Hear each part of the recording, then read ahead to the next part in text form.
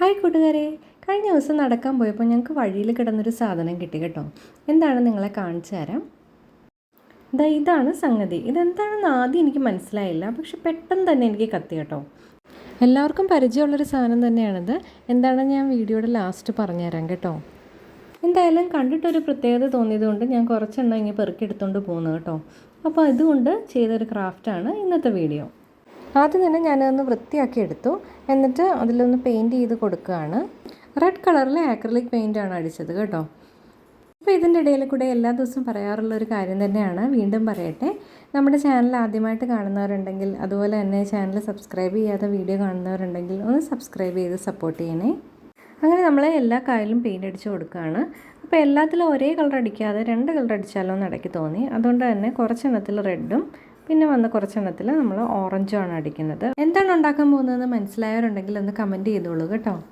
അങ്ങനെ നമ്മൾ കളർ ചെയ്തിരിക്കുന്ന കായലിലെടുത്ത് ഒരു സൈഡിലേക്ക് ഉണങ്ങാനായിട്ട് മാറ്റി വെച്ചു. എന്നിട്ട് എൻ്റെ ഇരുന്ന ഒരു പഴയ ബോർഡ്, അതിൽ ഞാൻ ഓൾറെഡി ബ്ലാക്ക് പെയിൻറ്റ് അടിച്ചതാണ്. അപ്പോൾ അതിൻ്റെ പുറത്തൂടെ കുറച്ച് ആഷ് കളറോടെ അടിച്ച് നമുക്ക് ബാക്ക്ഗ്രൗണ്ട് ഒന്ന് സെറ്റ് ചെയ്തെടുക്കാം. ഇതുപോലെ കുറച്ച് ന്യൂസ് പേപ്പർ നീളത്തിൽ കീറിയെടുത്ത് വെച്ചിട്ടുണ്ട്. ഏകദേശം ഒരു 10 സെൻറ്റിമീറ്റർ വീതി കാണും. എന്നിട്ട് അതിങ്ങനെ ഒരു കമ്പ് ഉപയോഗിച്ചിട്ട് നമ്മളതുകൊണ്ട് റോൾ ഉണ്ടാക്കിയെടുക്കുകയാണ്. അപ്പോൾ ഇതുപോലെ ഒരു 5-6 എണ്ണം ഞാൻ ഉണ്ടാക്കിയെടുത്തിട്ടുണ്ട്. ഇനി നമുക്കിത് മൊത്തം ഒന്ന് ഗ്രീൻ കളർ അടിച്ചു കൊടുക്കാം. അപ്പോൾ എല്ലാം കൂടെ ഒരുമിച്ച് വെച്ചിട്ട് ബ്രഷ് കൊണ്ട് ഇങ്ങനെ അടിച്ചെടുക്കുകയാണ് ചെയ്തത്. ഇതുപോലെ തന്നെ മറ്റേ സൈഡും ഒന്ന് റോൾ ചെയ്തെടുത്തിട്ട് അവിടെ കൂടെ അടിച്ചെടുത്തു. അങ്ങനെ മൊത്തത്തിൽ കംപ്ലീറ്റ് ആയിട്ട് നമ്മൾ ഗ്രീൻ കളർ കൊടുത്തെടുത്തിട്ടുണ്ട്. ഇനി ഇതും ഒന്ന് ഉണങ്ങാനായിട്ട് വെയിറ്റ് ചെയ്യാം. ഉണങ്ങുന്ന സമയം കൊണ്ട് ലൈറ്റ് ഗ്രീൻ കളറിലെ പേപ്പർ എടുത്തിട്ട് ഇതുപോലെ കുഞ്ഞു കുഞ്ഞ് ഇലകൾ വെട്ടിയെടുത്ത് കൊടുക്കുന്നുണ്ട്. അപ്പോൾ 2 സൈഡിൽ നിന്ന് ഇതുപോലെ മടക്കിയെടുത്തിട്ട് വെട്ടിയെടുത്ത് കൊടുത്താൽ നമുക്ക് കുറേ പേപ്പർ ലാഭിക്കാം. ഇങ്ങനെ കുറച്ചധികം ഇലകൾ വെട്ടിയെടുത്തിട്ടുണ്ട്.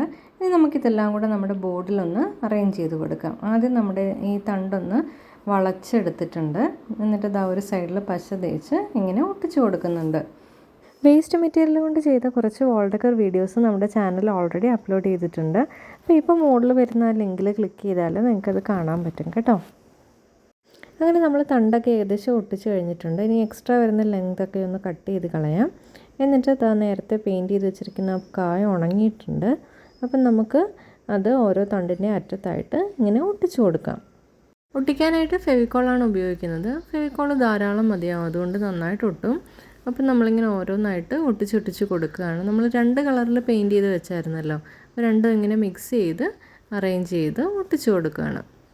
അങ്ങനെ വഴിയിൽ ചതഞ്ഞറിഞ്ഞ് കിടന്നിരുന്ന കായ്ക്ക് എന്തൊരു രൂപമാറ്റം വന്നതെന്ന് നോക്കിയല്ലേ. അപ്പം നമുക്ക് നേരത്തെ വെട്ടി വെച്ചിരുന്ന ഇലയൊക്കെ ഒന്നൊന്നായിട്ടൊന്ന് ഒട്ടിച്ചു കൊടുക്കാം. ഇതുപോലെ കളർ പേപ്പർ ഇല്ലെങ്കിൽ നമുക്ക് എന്ത് ചെയ്യാം, ഒരു വൈറ്റ് പേപ്പർ എടുത്തിട്ട് അല്ലെങ്കിൽ ഒരു ബുക്കിൻ്റെ പേപ്പർ എടുത്തിട്ട് അതിൻ്റെ അകത്ത് നമുക്ക് ഗ്രീൻ കളർ ഇങ്ങനെ അടിച്ചു കൊടുത്തിട്ട് അത് വെട്ടിയെടുത്താലും മതി. അപ്പം നമുക്ക് കുറച്ച് ഡാർക്ക് ഗ്രീൻ കളറിലെ ഇലയും കൂടെ വേണം. ഇതെന്തിനാണെന്ന് ചോദിച്ചു കഴിഞ്ഞാൽ, നമ്മൾ നേരത്തെ തണ്ടൊട്ടിച്ച സമയത്ത് താഴത്തെ ആ പോർഷനിലെല്ലാം കൂടെ കൂടിയിരിക്കുന്നിടത്ത് എന്തോ ഒരു വൃത്തികേട് പോലെ തോന്നില്ലേ, അതൊന്നും മറയ്ക്കാൻ വേണ്ടിയിട്ടാണ് നീളമുള്ള ഇല നമ്മളിങ്ങനെ വെട്ടിയെടുത്ത് ഒട്ടിച്ചു കൊടുക്കുന്നത്. ഇനി നമുക്ക് പൂവിന് കുറച്ച് ഡീറ്റെയിലിംഗ് ഒക്കെ കൊടുക്കാം. പൂവിൻ്റെ നടുക്കത്തെ പോർഷനിൽ ഇതുപോലെ ബ്ലാക്ക് കളറുണ്ട്, ഒന്ന് കളർ ചെയ്ത് കൊടുക്കാം. അപ്പോൾ എല്ലാ പൂവിനും നമുക്ക് ഇതുപോലെ തന്നെ ഒന്ന് ചെയ്ത് കൊടുക്കാം. അങ്ങനെ നമ്മൾ എല്ലാ പൂവിനും ബ്ലാക്ക് അടിച്ച് കഴിഞ്ഞു.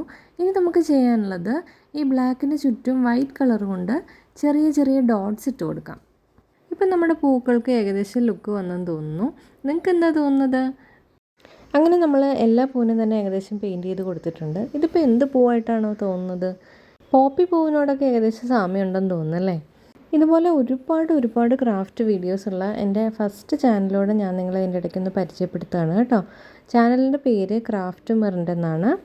കൊച്ചു കൂട്ടുകാർക്ക് പറ്റിയ ഒരുപാട് ഈസി ഡ്രോയിങ്സും അതുപോലെ എല്ലാവർക്കും ചെയ്ത് നോക്കാൻ പറ്റിയ ഒരുപാട് ബോട്ടിൽ ആർട്ട്, പേപ്പർ ക്രാഫ്റ്റ് ഒക്കെ അവിടെ ഉണ്ട്. അപ്പോൾ അതിൻ്റെ ലിങ്ക് ഞാൻ ഡിസ്ക്രിപ്ഷൻ ബോക്സിൽ കൊടുക്കാം. നിങ്ങൾക്ക് സമയം കിട്ടുമ്പോൾ ഒന്ന് കയറി നോക്കണം കേട്ടോ. അങ്ങനെ നമ്മുടെ ക്രാഫ്റ്റ് കംപ്ലീറ്റ് ആയിട്ടുണ്ട്. ഇനി നമുക്ക് ഇതൊന്ന് ഫ്രെയിം ചെയ്ത് നോക്കാം അല്ലേ. അപ്പം ഞാൻ എൻ്റെ കയ്യിൽ ഓൾറെഡി ഇരുന്ന ഒരു പഴയ ഫ്രെയിമിൻ്റെ അകത്ത് നിന്ന് വെച്ച് നോക്കിയതാണ് കേട്ടോ. ഇന്നത്തെ ക്രാഫ്റ്റ് നിങ്ങൾക്ക് ഇഷ്ടമായോ ഇല്ലയോ എന്ന് കമൻറ്റ് ചെയ്യണേ. എന്തെങ്കിലും പോരായ്മകളുണ്ടെങ്കിൽ അതും സജസ്റ്റ് ചെയ്യാം കേട്ടോ. നിങ്ങളുടെ സപ്പോർട്ടാണ് നമുക്ക് മുമ്പോട്ട് പോകാനുള്ള ആത്മവിശ്വാസം. അപ്പോൾ ഇനി ഇതെന്താണ് സംഭവം എന്ന് ഞാൻ പറഞ്ഞുതരാം. ആ വഴിയുടെ സൈഡിൽ ഒരു പൂവരസിൻ്റെ മരം നിൽപ്പുണ്ട്. അതിൻ്റെ കായ താഴെ വീണിട്ട് അതിൽ ഇങ്ങനെ വണ്ടി കയറി ചതഞ്ഞതാണ് സംഭവം. അപ്പോൾ ഇത്രയേ ഉള്ളൂ ഇന്നത്തെ വീഡിയോ. വീണ്ടും പുതിയൊരു വീഡിയോ ആയിട്ട് കാണാം. ബൈ.